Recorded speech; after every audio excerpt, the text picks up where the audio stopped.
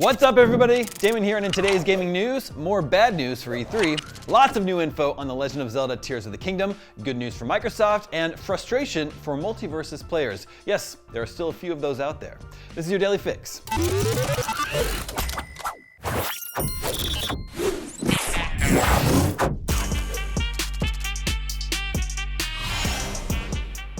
It is looking more and more like E3 2023 is just not going to happen. IGN has learned that now Sega and Tencent will be skipping the show. IGN reporters have spoken with numerous individuals in publishing and PR who typically have knowledge of event strategies, all of whom expressed concern about the status of this summer's event. Many told us that they hadn't heard of anyone else who was planning to attend, and some said they felt there had been a significant lack of communication from the ESA and organizer Repop as to what exactly they should expect from the new E3. As one knowledgeable source put it ahead of the Monday news of Ubisoft's departure from the show, there is no possible way this show can happen. What's more, the company producing E3 2023, Repop, is preparing for an internal shakeup next month. In an email to staff seen by IGN, Lance Fensterman, the company's president for the last 14 years, is preparing to step down. Repop has been producing PAX, New York Comic Con, and other successful cons for almost 2 decades, so it would be insane if E3 is what takes its president down.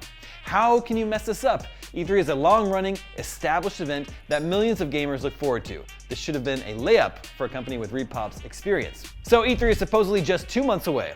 No publisher is confirmed to attend, and the big ones are confirmed not to be. No media passes have been issued. Even though it's supposed to be open to the public, no ticket information has been made available. The window for any kind of E3 to take place this year is quickly closing. Moving on. Nintendo has finally shared uninterrupted gameplay of The Legend of Zelda Tears of the Kingdom ahead of its May release date.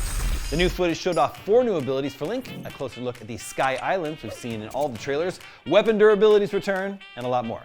For example, a new recall ability allows Link to rewind an object's movement. He can use that to ride an object that fell from the sky, well, back into the sky. A new fuse ability allows Link to combine weapons and items to craft stronger tools. Zelda series producer Eiji Aonuma also shared off the new Ultra Hand ability, which is the way Link will construct the vehicles seen in the last Tears of the Kingdom trailer. It's also a fun little nod to an obscure Nintendo toy from the 1960s developed by Gunpei Yokoi, who would go on to design the Game Boy. The new Ascend ability allows Link to move through ceilings to advance to the next floor.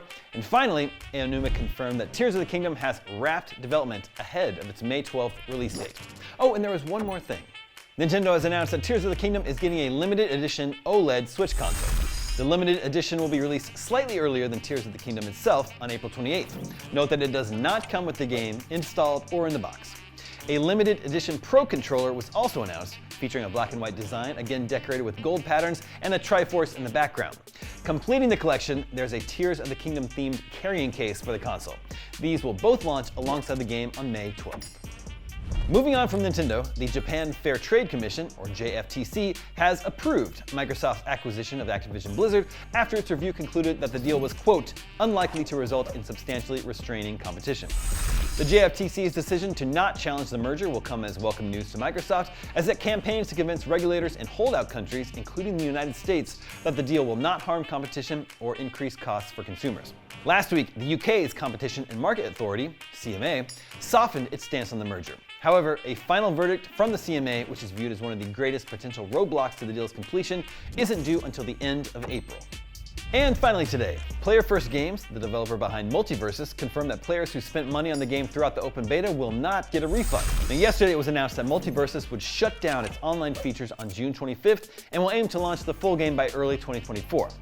As for players who have spent money in the free-to-play game, a statement on the official website reads, refunds are not available as a result of the open beta closure. However, all progress and previously earned or purchased content will carry over when MultiVersus returns in early 2024. It does beg the question, if the game was in open beta, why were they charging money for anything at all? And why were people spending money in an open beta with an uncertain future? MultiVersus was successful at launch and IGN gave it an 8 out of 10. However, as of February this year, player count had dropped off nearly 99% since that launch.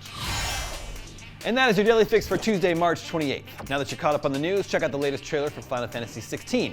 I'm Damon Hatfield, and for all your gaming news, stay tuned to IGN.